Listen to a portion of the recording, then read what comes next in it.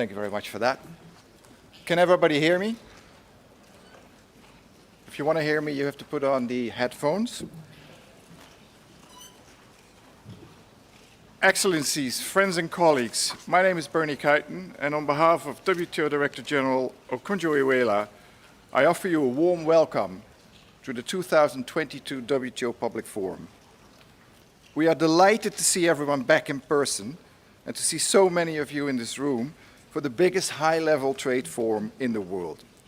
The past couple of years have shown that technology can help us engage and connect from all corners of the world, but it does not substitute for a handshake or a cup of coffee. This is why we put so much emphasis on having all speakers and participants present in Geneva. You're here, and I encourage you to take the chance to meet and talk to each other. This event is actually for you. We're doing things a bit different this year.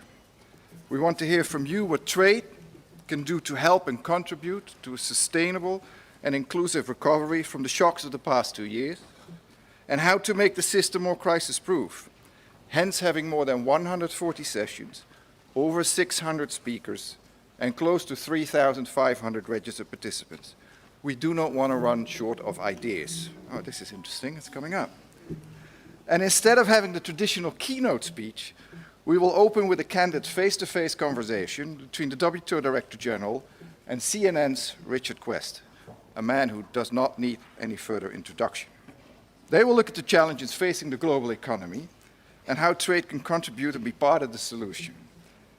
We will then take a 15-minute break to allow for stage transition to get it ready for the forum's opening panel with Richard Quest, Mariana Mazzucato, Dr. Sumia Swaminathan, Cameron Soul, and Bogolo Kenewendo.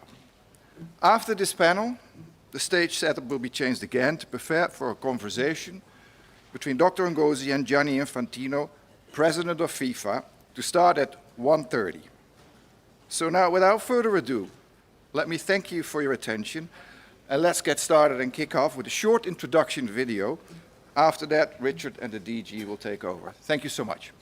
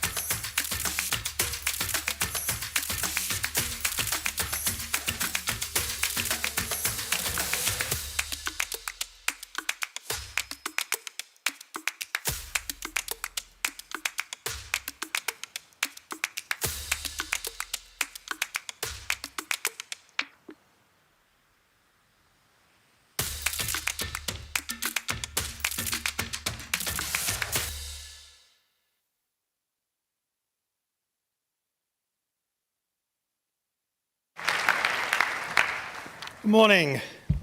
I feel a bit like walking into the lion's den here. Here is a room of which I have reported about the outcome of many years, and now I find myself in it and wondering what everybody does. And that's the goal today, to speak and to try and understand to some extent where we're going, what we are doing, and why we are doing it, particularly as it relates to trade. The Director General is with me, Dr. Ngozi. You decided, oh, and by the way, we will take questions. At various points, we will take questions, and I'm ably informed that everybody in this room knows how this extremely complicated system of microphones on the tables works.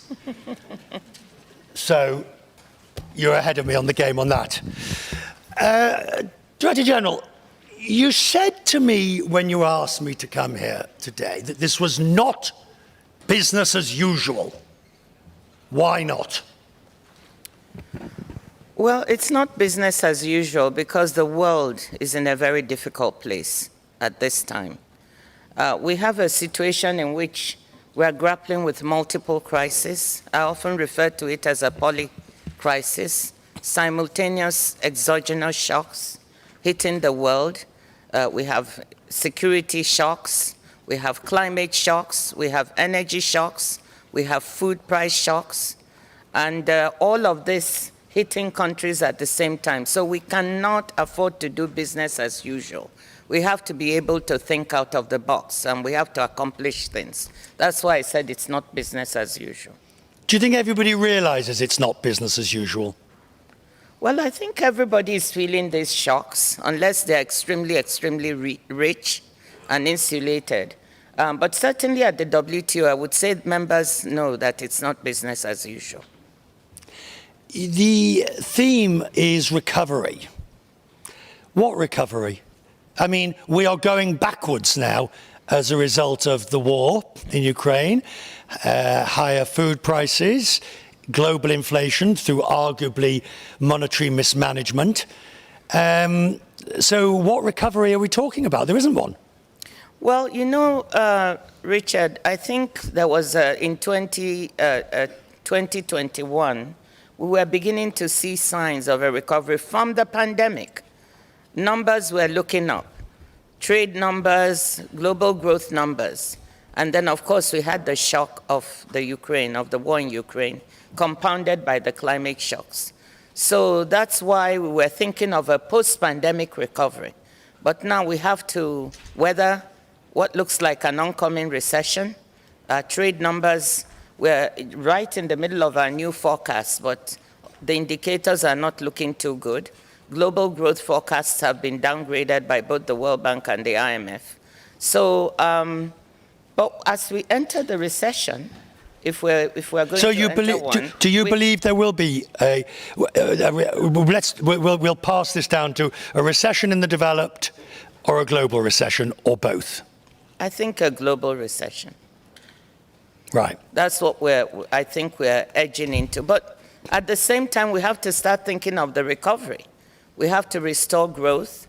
It's too important, especially for our poorer members at the WTO. We have to think of what we need to do, what policies we need to pursue to restore growth. Do you agree with the increase in interest rates, the tightening of monetary policy taking place in the major developed economies? It's very tough for an economist, in a way, to answer this question. Why am I not surprised? First of all, with the inflationary pressures we have in the world, I mean, in some emerging markets and developing countries, we're talking double-digit numbers. In some developed countries, it's high single digits. So what do? Central banks don't really have too much of a choice but to tighten and increase interest rates. But the repercussions on emerging markets and developing countries is quite severe. Because they too are tightening and increasing interest rates, but what happens in the developed countries affects their debt burdens, affects what they have to pay to service debt, affects the flight of capital from their economies back into the developed countries. So it's pretty difficult to say. But right now, I think there's not much choice but for central banks to act, because inflation really hits at the poor very badly. So if we accept that the tightening will continue until inflation is on its way down, what we learned from the pandemic is that in the midst of a crisis, the wealthy countries basically do what they think they need to do, and to hell with anybody else. Well, let's put it this way. In the midst of the pandemic, in order to save the world from going into a really, really deep depression or recession, the developed countries provided huge amounts of fiscal stimulus and monetary policy easing, which helped to bring the developed world and I would say the world as a whole back from the brink of really going into a deep recession. So I think that was the right response with regard to how to manage the macroeconomy. I think where things didn't go really well is when you look at the pandemic itself and the issue of vaccines and how that was handled, and the inequities of developing countries standing at the back of the queue for quite a long time. Many developed countries contributed money to help purchase the vaccines, but it took some time for that to happen, and by the time the money was there were export restrictions on inputs, export restrictions on finished vaccines, and so there were delays in getting these vaccines to the developing countries where they were needed. So that was not global solidarity at its best. Let's put it that way. The problem with that is it was exactly what people like you warned about and urged the wealthy economies not to do. Everybody, and I covered this from the get-go, everybody said we must make sure, or policymakers, we must make sure the emerging markets or the developing world is covered, because that famous line from the WHO, until everyone is covered, nobody is covered. But it failed spectacularly. Well, it failed almost up until the end, when developed countries began to really support and swap contracts and send vaccines to developing countries. But I think by then, expectations, I think many people in developing countries had tuned off. Vaccine hesitancy had set in some.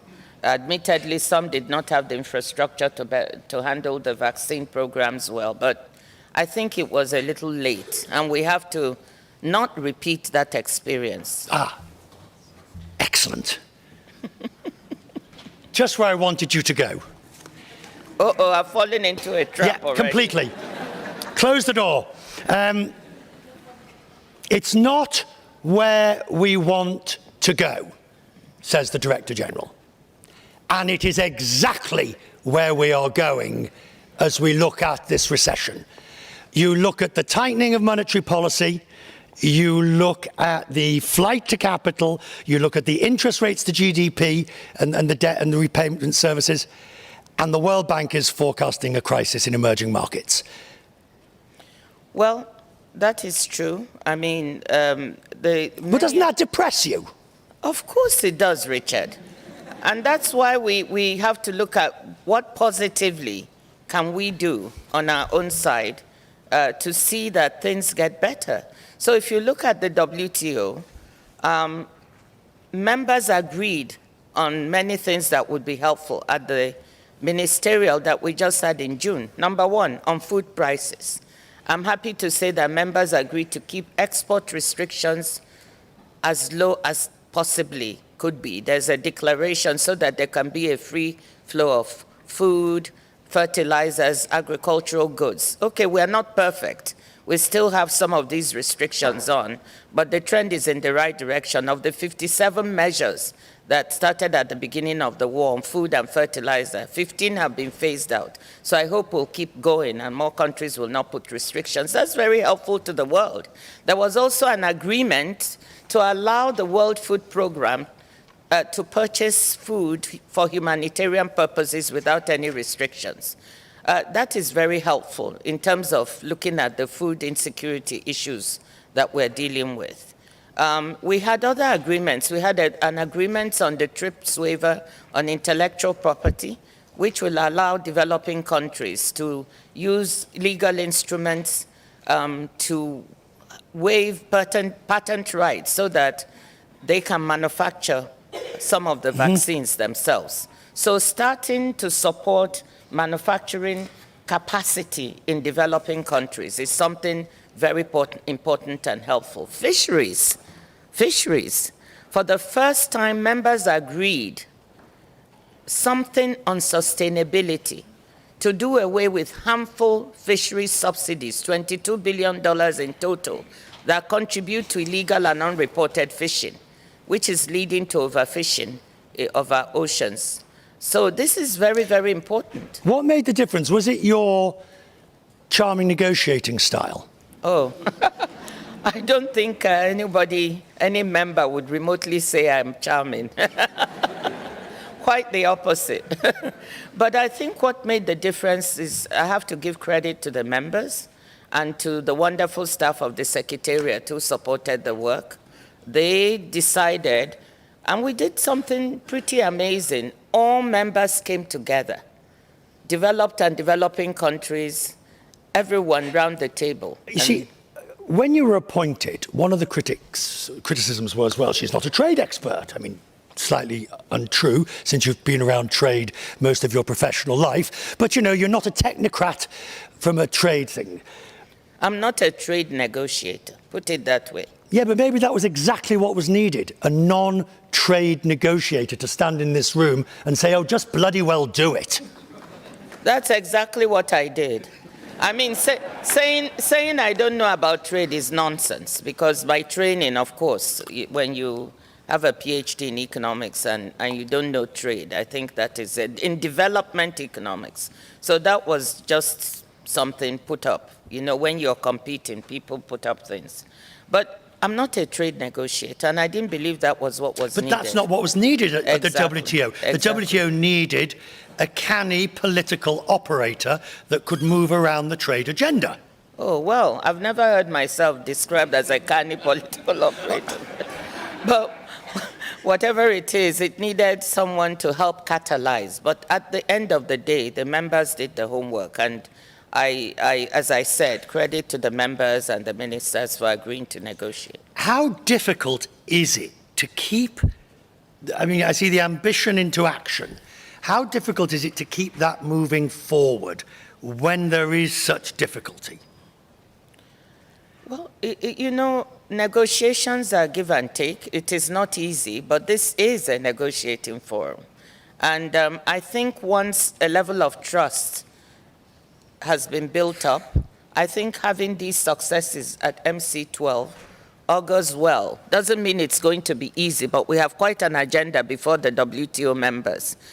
I think that helps to build the kind of confidence that may lead us to tackle the next set of problems that will help contribute to these issues that the world is facing. Do you think we will ever, maybe we should never, I don't know, I'll be interested in your thoughts, have another major round? Uruguay, Doha, yeah, look at that, look. I mean, those of us who covered them have still got the scars. Would you ever, in your right mind, consider launching a major round?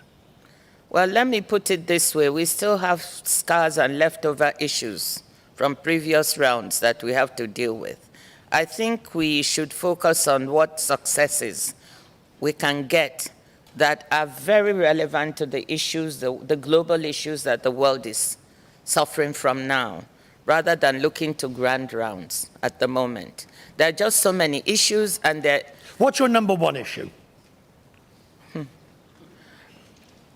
in the short term, it is how to assure food security. I'm really worried about issues of food insecurity for the world, particularly when you think of poor people in rich countries and poor people in poor countries, or poor countries in general.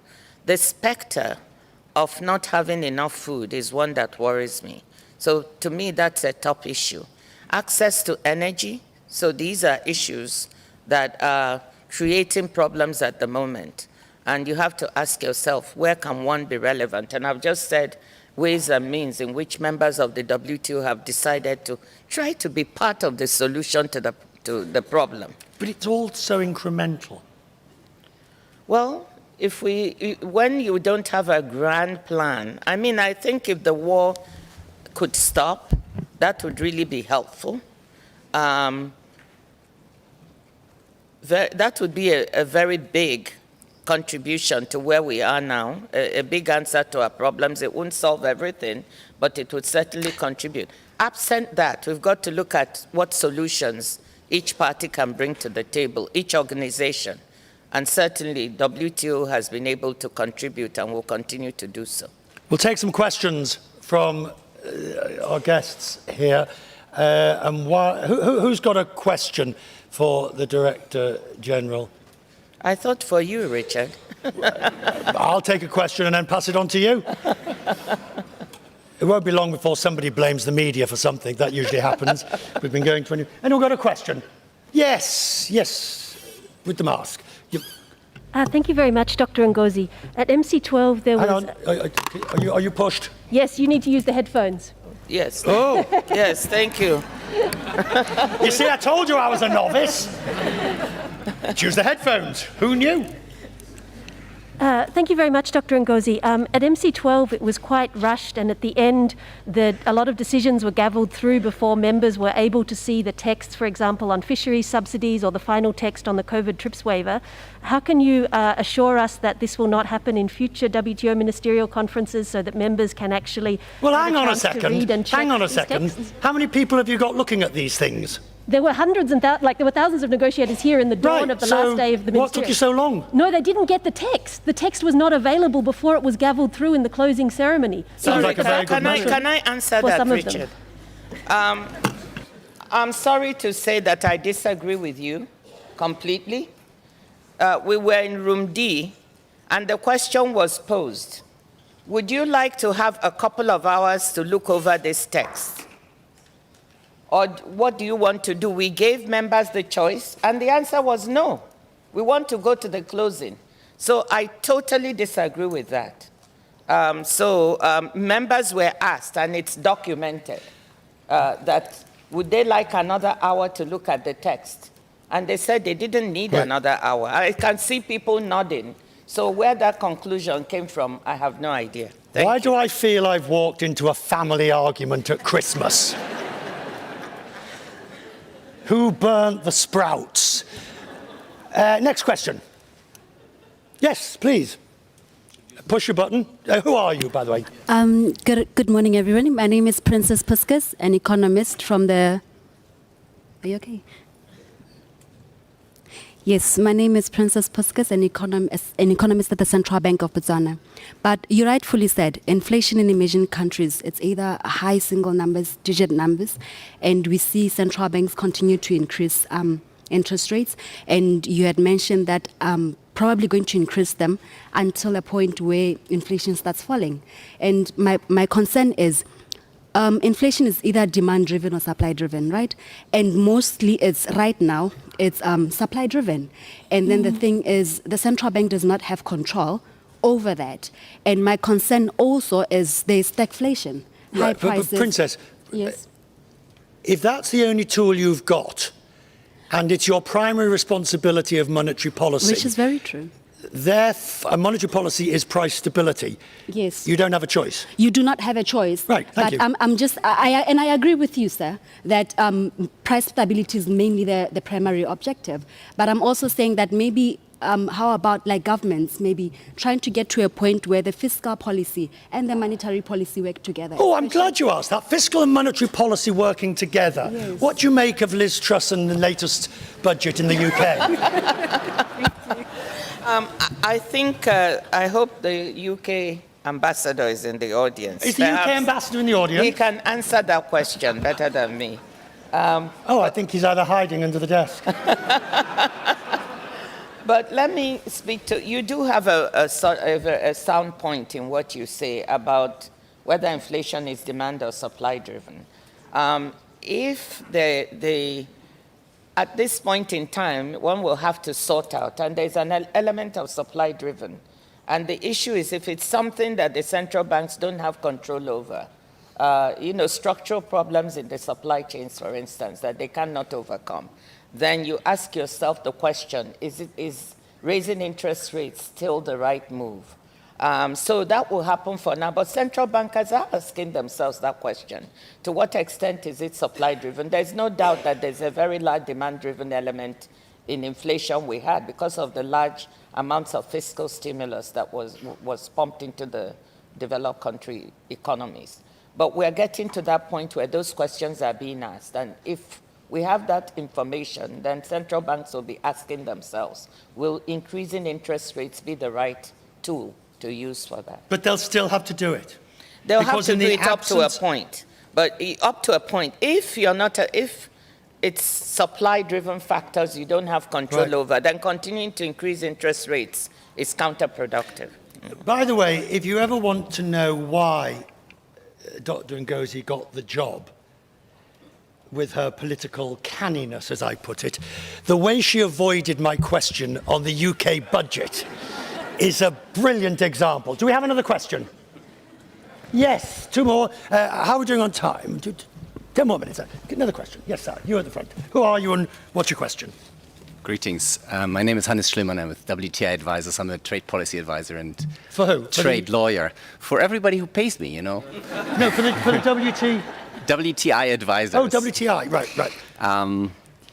Dr. Ngozi, I'm torn between a number of questions I have for you, but the one that really bothers me or really brings me up is in June you pulled off almost a miracle, you being everybody who did it, which is multilateralism all of a sudden still was there when people had declared it to be dead. Now, one of the features of multilateralism, or perhaps the central feature here, is the MFN principle. The MFN principle seems to be at odds with initiatives like friendshoring, for example. At the same time, today, it's very difficult to tell people not to look for their friends when their not-so-friends are busy doing all kinds of things. How do we rescue both? Good question. Okay. Well, MFN is most favored nation principle for people. I think that, first of all, we've got to admit that the crises we've seen, the exogenous shocks, have shown us that perhaps we have a concentration of supply chains and manufacturing capacity for certain sectors or products in certain parts of the world or countries that may not build resilience for the world. So something has to be done to diversify that capacity and build more resilience. Now, is the answer friendshoring? Is it just at home instead of just in time? Is it friendshoring? Is it reshoring? Reshoring is just at home. Friendshoring can be just in case. You have to ask yourself that question. I think the answer should be, let us use this opportunity to diversify globally our supply chains. Let's use it as an instrument to bring those who did not benefit from globalization into global value chains. There are many developing countries with the right environment for manufacturing where we could diversify to. So I'm saying that friendshoring is not the only answer. We can do re-globalization by using it to bring others in. And we can still solve the same problem that we are trying to solve of diversifying supply chains. Just about out of time. I've got a question or two for you. You have grandchildren? Yes? You never know where you're going with Richard. What is it? I'm just wondering, maybe because I'm 60 this year and just sort of thinking... You're a spring chicken. Flattery won't get you easier questions. What keeps you going? I mean, why do it? Why put yourself through the grinding negotiations in this room Day in, day out. What makes you get... What? Well, I love my job. And I think it's a privilege to be able to do it. I think that any time you have a chance to give back, which is what I was brought up to do, that education is not just for yourself. That's what my parents taught me, but to use to benefit others. So if you have the privilege of actually being able to use your training and to be able to give back and have a job that you can do that helps you do that, why not? So I tend to spring up in the morning ready to go. And sometimes I'm surprised at myself because it's not an easy job. Is that good enough? Well, That's the truth. I don't know what else to tell you. You've just put the vision of you springing up in the morning ready to go to battle, which will be with me for the rest of the day. Ladies and gentlemen, the Director General. Now, I am told that we will take a short 15-minute break for people to go and discover where the coffee is located. Fair trade coffee, I hope.